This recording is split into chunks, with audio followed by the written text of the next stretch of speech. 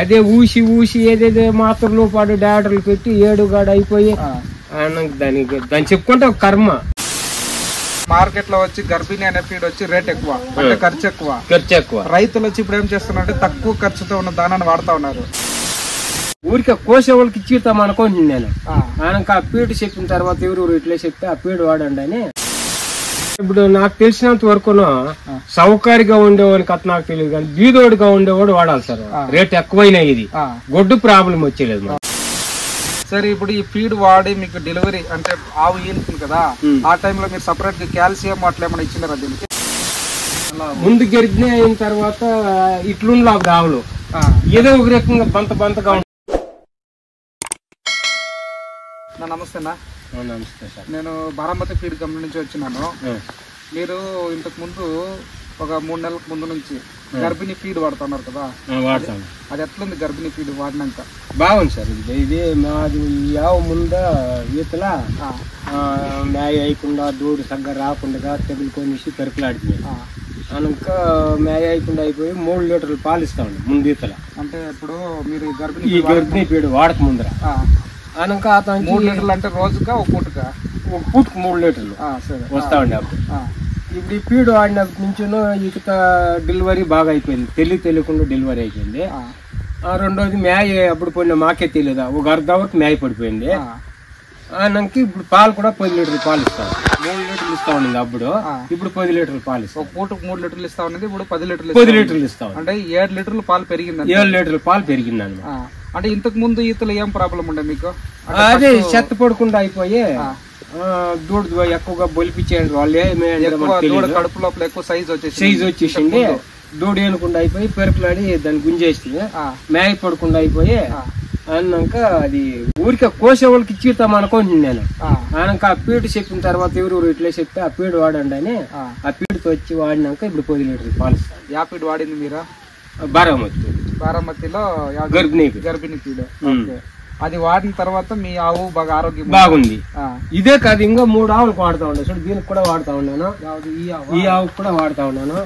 దీనికి కానీ రేపమన్నాడు ఏంటుంది, దీనికి గర్భిణి వాడుతా ఉన్నాను. దానికి వాడుతా ఉన్నాను. చూడు, దానికి కూడా వాడుతా ఉన్నా.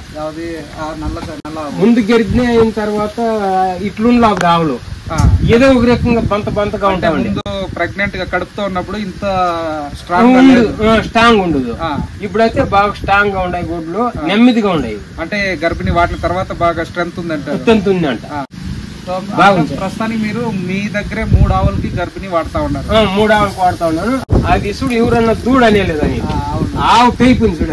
సరే, ఇప్పుడు ఈ ఆవులు ఉన్నాయి కదా ప్రెగ్నెంట్, అంటే కట్టిండి ఆవులు ఉన్నాయి కదా, వీటికి ఎంత వేస్తారు ఫీడ్ మీరు? ఒక పూటకి 1 కేజీ వేస్తాం. 1 కేజీ దీనికి వేస్తా ఉన్నారు. దీనికి వేస్తాం 1 కేజీ వేస్తాం అనుకో. దీనికి ఇంకొక నెల 15 దినాల తర్వాత దానికి వేస్తాను. అది కూడా గర్భిణీనే. పాలు తర్వాత వాడతాను. పాలు నిలిపిన తర్వాత వాడతా. అంటే ఇప్పుడు పాలు పిండుతా ఉంది. పాలు పిండుతా ఉంది. ఫస్ట్ టైం వాడుతా ఉన్నారు. ఫస్ట్ టైం వాడుతా ఉన్నా. ఇప్పుడు 1.5 నెలల నుంచి వాడుతా ఉన్నాను. దానికి 1.5 నెలల నుంచి వాడుతా ఉన్నా. కానీ గుడ్లు బాగున్నాయి, నెమ్మదిగా ఉన్నాయి. మీ మనసుకి ఎట్లుంది ఫీడ్ ఇచ్చినప్పటి నుంచి మీకు? ఎందుకంటే మార్కెట్ లో వచ్చి గర్భిణి అనే ఫీడ్ వచ్చి రేట్ ఎక్కువ, అంటే ఖర్చు ఎక్కువ. రైతులు వచ్చి ఇప్పుడు ఏం చేస్తున్నారంటే తక్కువ ఖర్చుతో ఉన్న దానాన్ని వాడుతా ఉన్నారు. రైతులకు మనము తక్కువ ఖర్చు దానాన్ని వాడద్దండా, ఇది బాగుంటుంది, క్వాలిటీగా ఉంటుంది గర్భిణి, కొంచెం రేట్ ఎక్కువ, ధర ఎక్కువ అని చెప్తే రైతులు వచ్చి ఎవరు కొనకుండా పోతా ఉన్నారు. మీకు కూడా రేట్ ఎక్కువగానే వచ్చింది కదా? అదే సార్, ఇప్పుడు నాకు తెలిసినంత వరకు సౌకర్యంగా ఉండేవాడికి అతను నాకు తెలియదు, కానీ బీదోడిగా ఉండేవాడు వాడాలి సార్. రేట్ ఎక్కువైనా ఇది గొడ్డు ప్రాబ్లం వచ్చేలేదు. సౌకర్యం ఒకటి పోయినా లెక్కలేదు. బీదోడికి చెడకుండా ఉండాలంటే ఈ పీడు వాడాలి. గర్భిణీ ఫీడ్ వాడాలి. బీదోడుగా ఉండేవాడు సౌకర్యం మాట ఇది ఎడ వస్తుంది, ఎడపోతుంది. బీదోడుగా ఉండేవాడు గర్భిణీ పీడు తప్పనిసరిగా వాడితే ఆ గొడ్డు ప్రాబ్లమే రాదు, జ్వరం కూడా రాదు. అట్లుంది సార్. మీరు ఇప్పుడు మీరు వాడుతున్నారు కదా, మీ సరౌండింగ్ ఎవరికైనా రైతులకి ఏమన్నా చెప్పినారా దీన్ని? మేము సక్సెస్ అయినాక ఇంకొకటి చెప్దాం అనుకోండి. 2 మూటలు తప్పనిసరి వాడాలి సార్. ఒక పూటకు 1 కేజీ వేయాలి. మేమైతే 1 కేజీ వేస్తాము. పొద్దున్న 1 కేజీ, సాయంత్రం 1 కేజీ, మధ్యాహ్నం మేమేమో పొట్టరని చేస్తాము, నీళ్లు పెడతాము. 2 కేజీలు ఒక పూట కొడాలి. సరే, ఇప్పుడు ఈ ఫీడ్ వాడి మీకు డెలివరీ అంటే ఆవు ఈనుతుంది కదా, ఆ టైంలో మీరు సపరేట్ గా కాల్షియం అట్లా ఏమైనా ఇచ్చినారా దీనికి? ఏమీ లేదు, ఖాళీ ఫీడ్ మాత్రమే. డాక్టర్ని కూడా రమ్మనిలే మేము. ఫీడ్ మాత్రం వాటిమే. పొద్దున్నే ఒక 6 గంటలకు నొప్పులు తింటా ఉండే, తిరిగి మేము పోయి ఒక అర్ధ అవర్ తిరిగి వచ్చే లోపల ఈయనే ఆవు మీకు అర్ధ అవర్ లో ముందు పొద్దున్నే స్టార్ట్ చేయడానికి మధ్యాహ్నం మార్చాలి 4 గంటలకు ఈనింది. తిరిగి మార్నింగ్ నొప్పులు వచ్చింటే సాయంత్రము ఈనింది. ఫస్ట్ మీరు ఫీడ్ వాడక ముందు ఆ తర్వాత 1 సంవత్సరం తర్వాత ఈ ఫీడ్ వాడిన తర్వాత అర్ధ అవర్ లో కాన్పు దూడ అంతా సేఫ్ గా బాగా తిరిగి ఒక 15 నిమిషాల్లో మ్యాగీ అంతా పడిపోయి చెత్త కూడా వేసింది. చెత్త కూడా ఫస్ట్ ఇట్లో చెత్త ఎట్లేసా పొడిలే ఉరివే.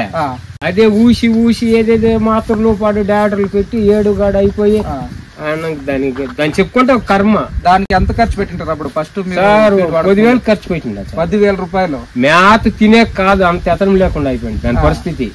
ఊరికి ఆ వీక్ అయిపోయి నీళ్లు తాగలాబది, మేత మేయలాబది, లెక్కలేని మందులు తెచ్చి వాడి దీన్ని అమ్మకూడదు, దీన్ని చూడాలనేసి పెట్టుకోండి. దానికి పీడు వాడినాక బాగుంది. నాకు తెలిసింది అదే, బీదోడుగా ఉండేవాడు ఇది వాడాలి. 500 రూపాయలు పోతే వాడితే వాళ్ళకి బాగా పడతాడని నేను చెప్తా. ఓకే, థ్యాంక్స్ అన్న. ఇంకేమన్నా